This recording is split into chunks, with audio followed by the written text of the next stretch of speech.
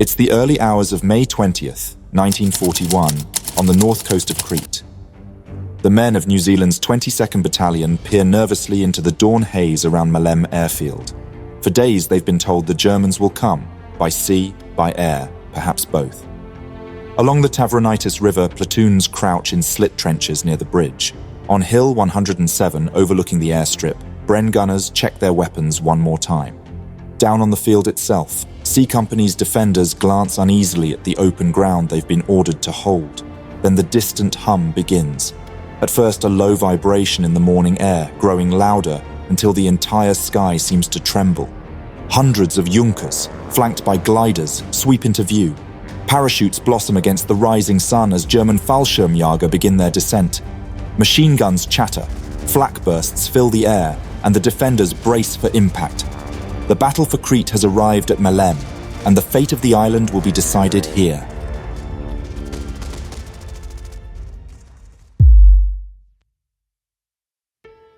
By late 1940, the Mediterranean had become a three-way contest between Britain, Italy, and soon, Germany. Mussolini's October 28th invasion of Greece faltered, drawing Hitler's reluctant attention south. Senior German staff, including Generals Franz Halder and Alfred Jodl, saw Crete as a prize, a springboard for dominating the eastern Mediterranean. Crete's position between the Aegean and Libyan seas made it a threat to Axis supply routes and a base for British operations. Its deep natural anchorage at Suda Bay could serve as a forward Royal Navy stronghold. Churchill even envisioned it as a second Scapa Flow, a deep natural harbour on the north coast. The vision remained mostly unrealised. In March 1941, the bay's vulnerability was exposed when Italian explosive motorboats slipped in under cover of darkness and crippled the heavy cruiser HMS York at anchor. The attack prompted the dispatch of troops from the York and Lancaster Regiment and the Black Watch to guard the anchorage. Yet shortages of equipment, incomplete fortifications, and poor inter-service coordination meant Suda Bay remained far from impregnable. Germany's decision to act in the Balkans came in early April 1941. The rapid German invasion of Greece swept aside Allied forces already worn down by the failed Italian campaign. By late April, British, Australian, and New Zealand units were in full retreat, many heading for evacuation through Suda Bay. On April 25th, exhausted elements of the 2nd New Zealand Division began arriving on Crete under constant Luftwaffe attack. The port was already damaged and congested. Only a handful of berths could be used at a time. Earlier, at British urging, the Cretan 5th Division, the island's best local formation, had been sent to fight on the mainland. This left only the Home Guard and gendarmerie for local defence, a serious gap now that the war had arrived on Crete's doorstep. The idea of seizing Crete by airborne assault had been raised months earlier, but Hitler initially hesitated, weighing Malta as an alternative. General Kurt Student, commander of 11th Fliegerkorps and creator of Germany's airborne arm, argued that Malta's compact, fortified terrain made it unsuitable for a paratroop strike. Crete, by contrast, had long, exposed airfields, poor communications and no heavy fortifications, an ideal target for surprise.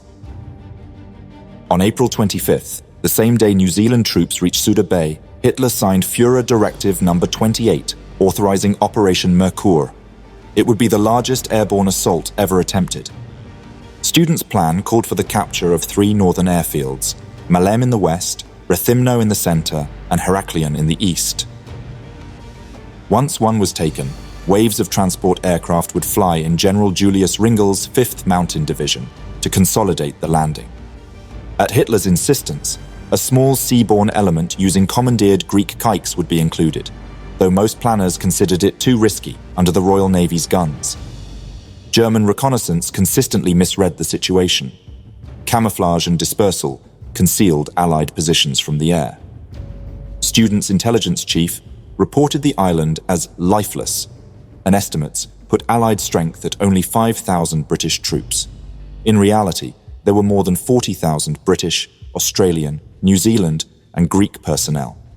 Planners also assumed that the Cretan population might stay neutral or even assist the Germans, another miscalculation.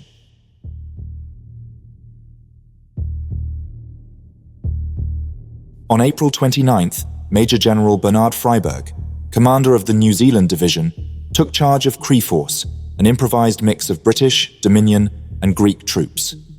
The challenges he faced were daunting. The roads linking Maleme, Canea, and Heraklion were few, narrow, and vulnerable to bombing. Communications depended on fragile telephone lines and scarce, unreliable radios. By early May, the last RAF Hurricanes had withdrawn to Egypt, leaving Crete without fighter cover. Freyberg's reading of the intelligence from ultra-decrypts was clouded by uncertainty. The reports indicated a large airborne assault, but he feared they might be a diversion ahead of a seaborne landing. To guard the long coastline, he spread his forces thinly. This left the key airfields, especially Maleme, more vulnerable. On the Greek mainland, Student concentrated almost 22,000 troops for Merkur. Central to the plan was Colonel Eugen Meindel's Luftlander Sturmregiment, a specially trained formation of 4 battalions. The 1st Battalion, glider troops trained for precision landings, would strike directly at Maleme airfield. The 2nd, 3rd, and 4th Battalions would support the assault, landing in and around Maleme to seize nearby strongpoints and link up with the glider parties. 2 glider companies from the regiment were detached to reinforce other drop zones across the island. Alongside Meindel's men came the paratroopers of the 7th Air Division under General Wilhelm Sussman. The 1st Parachute Regiment, commanded by Colonel Bruno Brauer, was tasked with the assault on Heraklion. Its 1st and 3rd Battalions would drop on the western and eastern edges of the airfield, while its 2nd Battalion remained in reserve for later use. The 2nd Parachute Regiment, under Colonel Alfred Sturm, targeted Rethymno, with its 1st and 3rd Battalions attacking the western and eastern ends of the airfield. Its 2nd Battalion was detached to fight alongside the 1st Regiment in Heraklion. The 3rd Parachute Regiment, commanded by Colonel Richard Heydrich, would be committed to the Canea-Maleme sector. Its 1st and 2nd Battalions were to drop west of Canea, cutting the main road, while the 3rd Battalion landed closer to Maleme to support the main thrust. Once an airfield was secured, General Julius Ringel's 5th Mountain Division was to be flown in to consolidate the gains. The division comprised 3 mountain infantry regiments: the 85th under Colonel August Krakow, the 100th under Colonel Willibald Utz, and the 141st under Colonel Maximilian Jais. Each regiment fielded 3 battalions, which would push out from the captured airfields to drive the Allies from northern Crete. These were the German formations that would descend on Crete on the 20th of May, 1941. From the glider-borne troops at Maleme to the paratroopers dropping over Rethymno and Heraklion, and finally the mountain troops airlifted into the battle, they formed the spearhead of Operation Mercury, a force whose success or failure would hinge on the capture of the island's airfields in the opening hours. In early May, the Luftwaffe intensified bombing of airfields, supply dumps, and road junctions to cripple Allied movement. Freyberg toured the front, telling his men, "Just fix bayonets and go at them as hard as you can." Yet his reserves stayed far from Maleme in case of an amphibious landing. On May 7th, he signaled Cairo that his forces were totally inadequate to meet attack envisaged and could not hold without outside help. By mid-May, the island's skies belonged entirely to the Luftwaffe. In staging areas across mainland Greece and the Dodecanese, students' men readied their gliders and transports. On May 19th, the final orders were issued. At first light the next day, Operation Merkur would begin. Maleme Airfield was the linchpin. At first light on May 20th, the western sector of Crete was held by Brigadier James Harguest's 5th New Zealand Brigade, responsible for the stretch of coast between Maleme and Canea. His brigade headquarters was at Platanius, roughly 6.5 kilometers east of Maleme. To the east lay the vital road and communications hub of Canea, with Suda Bay beyond, the island's main Allied anchorage and the nerve center of the defense. Brigadier Edward Putik's 2nd New Zealand Division oversaw the entire northern front between Maleme, Canea, and Suda. But its battalions were spread thin. Reserves were positioned nearer to Canea than to Maleme, reflecting a belief at both divisional and island command levels that a German seaborne landing was the most serious threat. That assumption left the western approaches, particularly the wide, flat Tavernaitis riverbed west of Maleme, less heavily defended than they might otherwise have been. Maleme itself was guarded by the 22nd New Zealand Battalion under Lieutenant Colonel Leslie Andrew, numbering roughly 600 men. Their defensive line ran from the mouth of the Tavronitis River in the west, across the rough grass strip of the airfield to positions east of the runway. The airfield was officially under RAF control, but shared with Fleet Air Arm personnel, and its ground crews, mostly fitters and mechanics, had been hastily armed with rifles to bolster the defense. The New Zealanders, wary of their inexperience, doubted these improvised infantry could stand under heavy attack. Andrew's battalion was deployed in 4 companies. D Company guarded the Tavronitis Bridge and the low ground beside the river. A and B companies occupied Hill 107, the commanding height that overlooked both the airfield and the coastline. C Company manned positions around the airfield itself, including dispersal and runway defenses, while battalion headquarters was sited on the southern slope of Hill 107. Platoon-sized forward posts, supported by Bren guns, Vickers machine guns from the 27th Battalion, and a handful of light anti-aircraft pieces extended across the sector, but heavy weapons were scarce. Additional firepower came from a section of the 27th Machine Gun Battalion, with Vickers guns covering the airfield approaches, and from Royal Marines and Royal Artillery crews manning 10 Bofors 40mm anti-aircraft guns in a loose ring around the landing ground. To the east, the 28th Maori Battalion provided a mobile reserve, while the 23rd Battalion held positions further inland near Platanius. Despite these deployments, the sector's command arrangements were cumbersome. Hargest's headquarters depended on Andrew's reports, which were often delayed or incomplete due to repeated communications breakdowns, a weakness that would prove critical in the hours to come. The morning of the 20th of May began much like the days before. Cloudless skies, no wind, and perfect visibility. At around 6 o'clock, the calm was broken by the first wave of German aircraft sweeping in low over the coast. Dornier 17 and Junkers 88 bombers came first, their bombs tearing up trenches and earthworks along Hill 107. Stuka dive bombers followed, zeroing in on the Bofors gun positions and the anti-aircraft crews who fought back where they could. Within minutes, several guns were knocked out, crews killed or wounded. For nearly an hour, the bombardment raked the Tavronitis, the airfield, and the New Zealand positions east of the runway. Medical teams braved the open to drag the wounded to cover, while communications lines were shredded. Just before 7:30, the sky briefly fell silent. Some men began to emerge from their trenches, thinking the raid was over, only to hear the growing hum of a much larger wave of engines building from the north as transports formed up behind the bombers. Out of the sunlight, gliders swept in at low altitude, heading straight for the western end of the airfield and the Tavronitis Bridge. Major Walter Koch's 1st Battalion, the spearhead of Mindel's Air Landing Assault Regiment, came down in the most exposed landing zone of the entire operation. Some gliders crashed on approach, one smashed into the ground beside a Bofors gun pit, its survivors scrambling out under point-blank fire. Others landed almost on top of New Zealand forward positions, touching off vicious hand-to-hand fighting within seconds of arrival. At the Tavronitis Bridge itself, glider parties hit the riverbed, and the approaches almost simultaneously, and a close-range grenade and rifle fight broke out across the shattered span as the Germans tried to force the crossings under direct fire from A Company's posts. The glider landings were followed within minutes by parachute drops, timed so that ground parties could signal and secure weapon canisters under covering fire, an approach that partially worked in the riverbed, but failed badly on the higher ground, and to the east, where defenders held the drop zones under observation. Unbeknownst to the paratroopers who had just landed, they faced roughly 11,000 Allied troops around Maleme. They were outnumbered at least 6-1. Moments later, the main body of paratroopers arrived.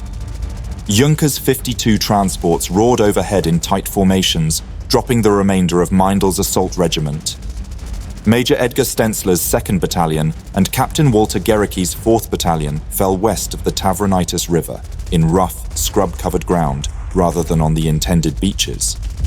Waiting for them were soldiers of the 22nd New Zealand Battalion dug in on the airfield's western edge, with engineers and machine gun detachments positioned along the riverbed. Their fire cut down many paratroopers before they could reach their weapons canisters. Several German companies suffered catastrophic losses, in some cases well over half their strength, before they could form up. Survivors hugged the ground, crawling from cover to cover, fighting with pistols, grenades, or captured rifles until they could reach their heavy weapons containers further west in the riverbed. To the east of the river, Major Otto Scherber's 3rd Battalion dropped among the forward positions of the 23rd New Zealand Battalion and engineer detachments guarding the southern approaches to Maleme airfield. The olive groves and stone walls gave excellent concealment for rifle and Bren gunners.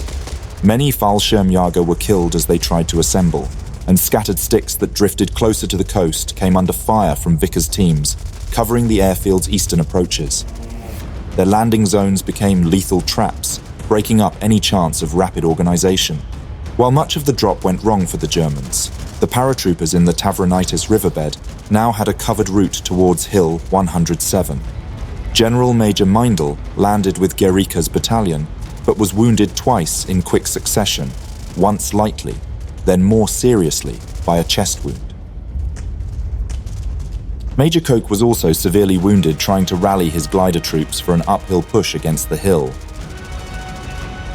Despite the leadership losses, the riverbed gave the Germans a protected line of advance and a place to manhandle mortars and machine guns into firing positions before attempting the slopes.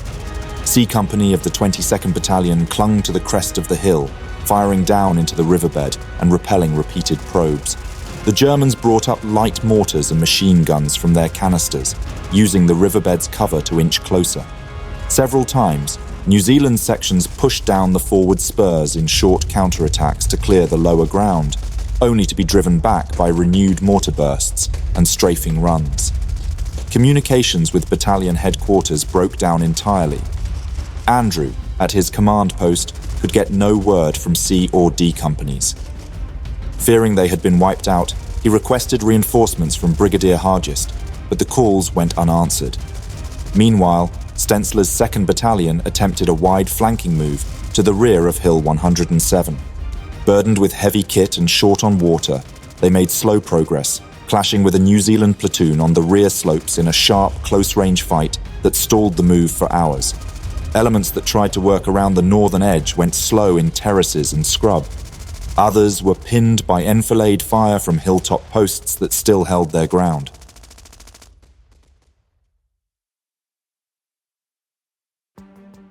Colonel Andrews' repeated requests for reinforcements from Brigadier James Hargest's 5th Brigade headquarters were either delayed or dismissed. At 10:55 a.m., Andrew sent a wireless message warning that contact had been lost with C and D companies and that the situation on Hill 107 was unclear. Not until 3:50 p.m. did Hargest receive an urgent report outlining the deteriorating situation of the 22nd Battalion, but no reinforcements were dispatched. Hargest, believing incorrectly that the 23rd Battalion was already engaged near Galatus and Platanius, declined to redeploy them. He remained fixated on the possibility of a seaborne landing east of Kinnear, unwilling to weaken his coastal defense.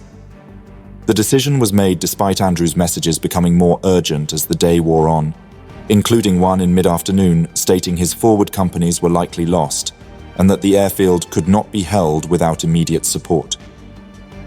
By late afternoon, as mortar shells landed dangerously close to his command post and Luftwaffe bombers renewed their attacks, Andrew grew increasingly convinced that his forward companies had been destroyed. His frustration was compounded by the inaction surrounding 2 Matilda tanks of the 7th Royal Tank Regiment, armoured support that had been held back for a decisive moment yet never committed.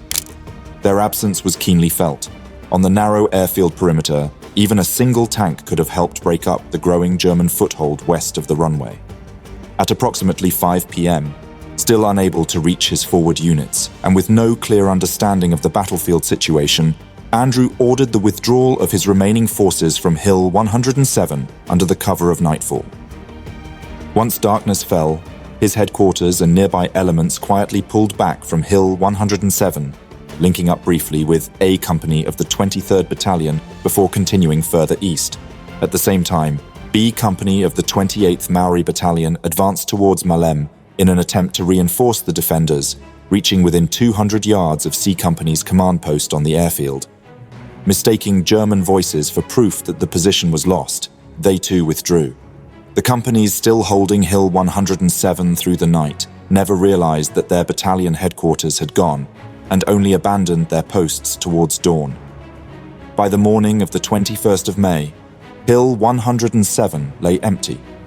C Company's survivors around the airfield and D Company's remnants west of the Tavronitis still fought in scattered groups, but the ridge itself had been handed to the Germans without a final stand, and with it the key to Maleme airfield. When dawn came on May 21st, the Germans were astonished to find the hill abandoned, the key to Maleme airfield handed to them without a final fight. Elsewhere on Crete, the battle was equally chaotic and confused.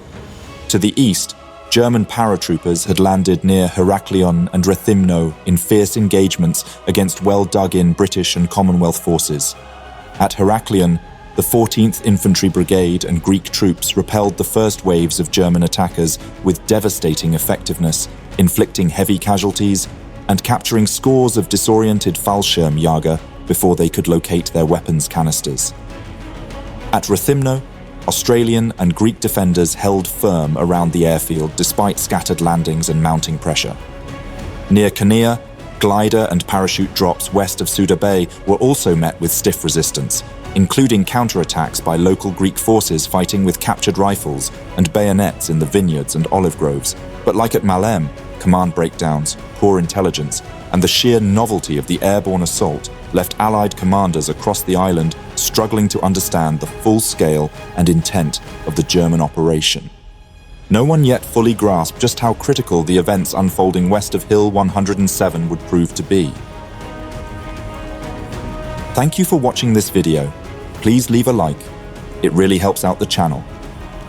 If there is a topic, battle, or person you would like to know more about, let me know your thoughts in a comment. I would also like to thank all my patrons and channel members for their generous support. If you enjoy House of History and you want to support my work, consider joining me on Patreon. For just $1 per month, you will gain early access to all my videos without any in-video advertisements. Don't forget to subscribe. See you next time.